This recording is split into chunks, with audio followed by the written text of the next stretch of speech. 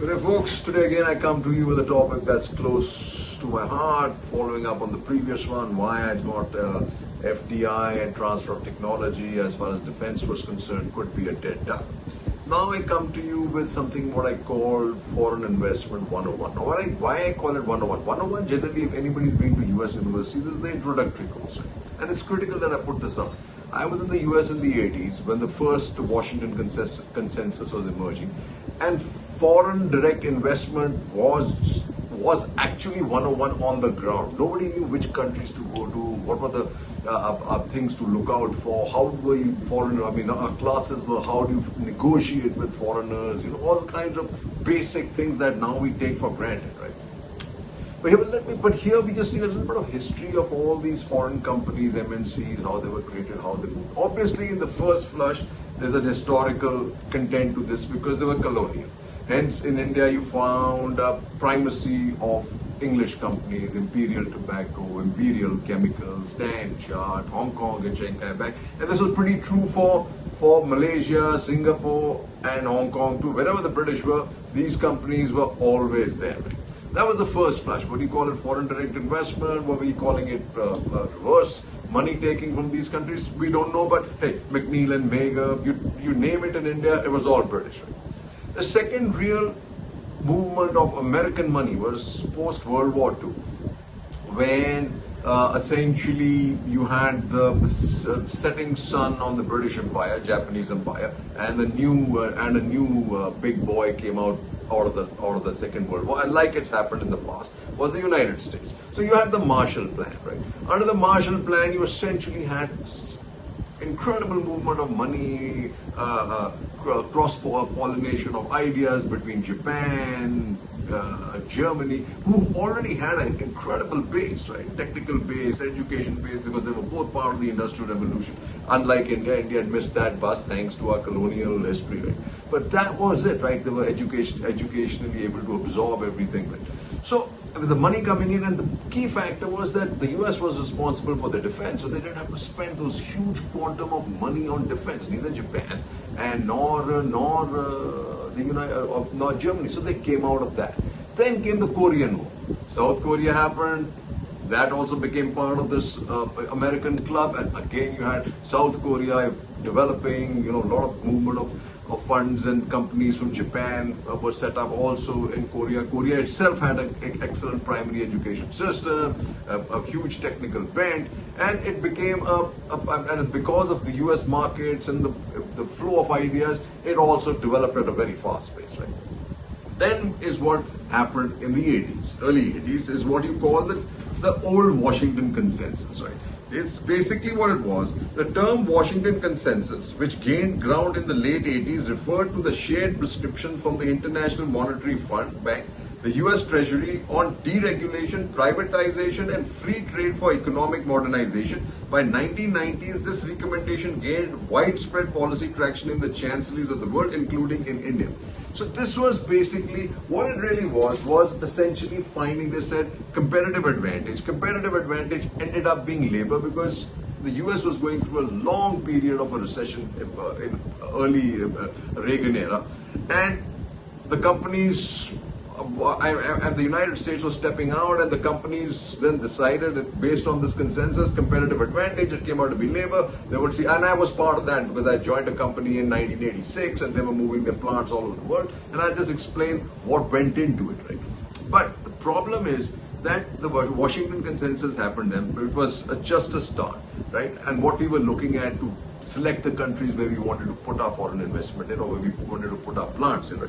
What he says is, one is a conviction that the markets know best approach led to the hollowing out of the US industrial base. So that markets know best came out to be there, right? And Milton Friedman and his policy, new monetary policies that came out of University of Chicago. That was it, right? Money supply was the key driver, not fiscal policy, right? Then he says, he also refers to the premise underlying China's admission into the WTO in 2001, bringing countries into the rules-based order would incentivize them to adhere to its rules. Sullivan points to the problems triggered by the integration of a large non-market economy like China into the WTO. So this was what kind of ruptured the W. But before we get there, what you have to understand here is that when we were doing this flush of first, as they call it, the first foreign investments that began to play out, right? What were we looking for as companies? We were first identifying democracies, right? First was clearly labor. We went out there, looked at countries with the cheapest possible labor, right? Came out with a lot of companies, right?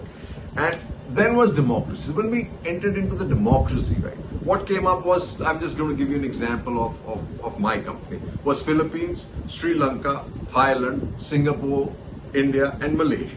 After we went from democracy, these came out, right? Okay. Then came language. In language, Thailand fell out because communication was limited, and as a result, the quality of US technical companies in Thailand is very, very limited. If you look at the difference between Malaysia and Thailand, you'll note that. Right? Then the rule of law, institutions. Right? Here, British law, the Americans were very comfortable with, so were the Germans. So who were the countries that continued to be part of our analysis? India lost out here because India now was definitely on the social side in Russia. So the United States stopped looking at, or we all American companies really stopped looking at India as an option. So you got left with Sri Lanka, Philippines, Singapore, and Malaysia. Then came political stability. This means not political stability, it means changing governments in a democracy. But institutions need to stay stable. You can change the government, institutions need to stay stable, and political violence. That became critical to see whether there was unrest within the country, political unrest. And in this case, Sri Lanka and Philippines obviously dropped out. Sri Lanka, as you knew, had that ethnic issue with the LTTE, and Philippines had this issue with the extreme Islam groups in the southern islands, right?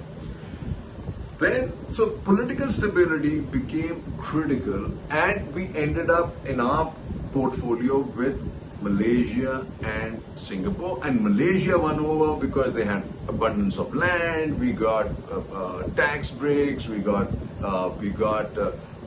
tax holiday. We got surplus land. The labor was the managers, like I'd explained to you last year, were all English speaking, so we could translate all our information, our processes, procedures, manuals, and convert them into money. Plus, it had a huge base of women workers, and most of these plants needed women workers. So when you drove down from the Penang airport, so Penang, then when you look at a country and you've identified a country, then you want to locate where the plant goes in, right? And you say to yourself, okay, so look, Malaysia is a critical example, because if you look at Malaysia today, 75 to 80% of the foreign direct investment is essentially in a state called Penang. What does Penang have? It's a liberal state.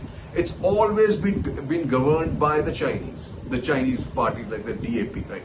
The rest of the country was UMNO, which is the ultra Muslim party of nationalists, UMNO of Malaysia, right? As a result of which, no foreign direct investment really went into the eastern states, which were Pahang, Telangana, Kelantan, because those were extreme states. And living, so you got to remember, expats are going to do your work, right? If expats are uncomfortable, right, that's why Gujarat is really, really, in my view, never going. That's why Foxconn instead fell out of place, right? So here's the thing, right? Political stability becomes critical, and here is where now you see the domestic policy, domestic politics beginning to hurt our extremely good achievements on the foreign policy front. So, right, a peaceful India free of disturbances is taking the global center stage, says Gopal Krishna Agarwal. He is national spokesman of the BJP. I wish that was true, because right when he's writing that, you have 3 Jawans injured in J&K gunfight.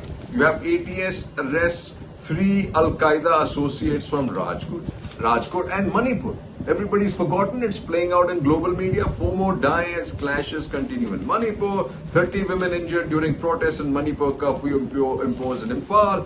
1 killed, Manipur mob loots large-scale cache of arms. Top court to hear Manipur assault video matter today. Opposition team including 20 MPs begin visit to Manipur today. SC, constitutional machinery broke down in Manipur from May to July. SC, crime against women in Manipur, unprecedented, may consider setting up panel, give breakup of all FIRs, SC on Manipur, SC summons DGP, no law and order left in Manipur, disturbed, SC hits out on Manipur, FIR delays, Mizoram CM says Manipur violence, UCC key concerns. Manipur crisis needs proactive government, says Veerappan Moily. How to heal Manipur? Yashwant Sinha says PM Modi should speak in parliament. The message of concern for state should be go through houses. How much hate is too much? Written by Chetan Bhagat. The video from Manipur that has shaken the nation is also a wake-up call that it doesn't take much for soft, seemingly harmless bigotry to turn into something reprehensible. Then we were just getting over this. And the violence reaches the outskirts of Delhi, in Nu, which is part of Gurugram. Right? And look at what happened. Shut down of internet. All the American global back offices, intelligent back offices are there. All the global companies are there, Japanese companies in Malaysia, and you suddenly had the shutdown. People were asked to work from home. Look at the kind of messaging that went back to the US and to the world. It was not very good and was played out in all the media. So you had new violence, toll rises to 6, protest rallies in Delhi, fire at 2 mosques in Nu, 1 vandalized in Palwal, people urged to offer namaz at home, armed mob laid siege to police station probing new Jamantara case. Okay. Food, this is how it got affected, right? Like I said, food e-commerce companies say operations disrupted. Companies in Gurugram ask staff to work remotely. Migrant workers flee Gurugram as cops assure communal tensions now abating. Corporate hub takes a hit, looks ahead with concern. It's not the Gurugram we know, many leave. VHP Bajrangal stage protests in Delhi and NCR traffic briefly hit. Haryana clashes, 80 arrests, 44 FIRs, fresh mob attacks kills 1 in Gurugram, violence spreads to parts of Gurgaon, CM says conspiracy, section 144 imposed in Gurugram, schools and districts shut, communal clash in 4 NCR districts, 2 homeguards killed, communal violence during Yatra in Nu, 2 killed, internet snapped. Why Nu is a cautionary tale for India's story? This is what is important, right? It says, while India aims to be the 3rd largest economy in the world and we rightly take pride in being the fastest growing economy in the world, we also need to tackle the fast growing hatred that threatens to undo all the achievements of the economy by pitting citizens against citizens. We should not let the medieval style religious conflict become the other face of New India. Building roads and flyovers provide the hard infrastructure of growth, but without the soft infrastructure of civics, dialogue, education, policing and urban renewal, what does growth really mean? And this is something some of my NRI friends should also note, right? And then you had this, right? RPF cop guns down senior 3 passengers running train, 3 of them were Muslims, 4 shot dead by RPF man in hate crime on moving train. Unease of doing business. This is what Inderjeet Hazra writes. He says this is not to say the MNCs will up and leave each time a mob lights up bus in West Bengal or targets a mohalla in Uttar Pradesh. This just means that the correlation between ease of doing business and civic turmoil is no longer an abstraction. What holds true is in the US after riots broke out in the aftermath of George Floyd's murder by a police officer in 2020, the first civil disorder catastrophe event to exceed $1 billion in losses for the US insurance industry also holds true after clashes anywhere else, Gurgaon included. Okay. And then you have this need, and then this is what you want to do, but in an unsafe environment, and in an environment when you look down on color, this is almost impossible. Government launches Study in India portal to attract foreign students. Would they want to study in Gujarat, UP? I don't know. NEP has ended slave mindset, says Modi. This is all about Hindi actually, while they're trying to get in their local languages. And when I was saying about states, it also holds true for India. New IIM bill may limit institutes' autonomy. Now, if this happens, there goes foreign students. Foxconn to invest 600 million in Karnataka. So in India too, Gujarat, UP, all are not ready for high-tech industry, even though they're being forced. The reason is religiosity, unease of foreigners living there, eating habits, turmoil, domestic turmoil, clashes. So it's never going to happen. And also the education system, as for technical institute is concerned, both in Gujarat and UP, is not favorable. Foxconn eyes 500 million in mobile accessories unit in Bangalore. UP woman raped, 5 held after gunfight. This is UP. June sees spike in household taking up NEREG's work, poor monsoon one season. So even the economy which everybody would have been looking at for India is going down. But this is important. Singapore sling for India, Sanjay Barua. I wanted to infect Singapore with India fever, declared the island republic former Prime Minister and current Senior Minister Goh Chek Tong, referring to his hearty endorsement of PV Narasimha Rao's Look East. His successor, Prime Minister Lee Hsien Loong, hinted this week that India may well be testing the fate. There is a new chill in the bilateral relationship, indicating a different kind of fever. Lee's remark on Wednesday in Singapore's parliament about the declining standards of Indian democracy, with criminals getting elected to the Indian parliament, has sparked a public controversy. This happened a while back. But this, folks, is why all you can do on the foreign policy front, on the government front, may work for us in defense, etc., etc. But if you really want to cross cosmopolitan of foreign policy, it ain't gonna happen. 3 cheers, Jai Hind.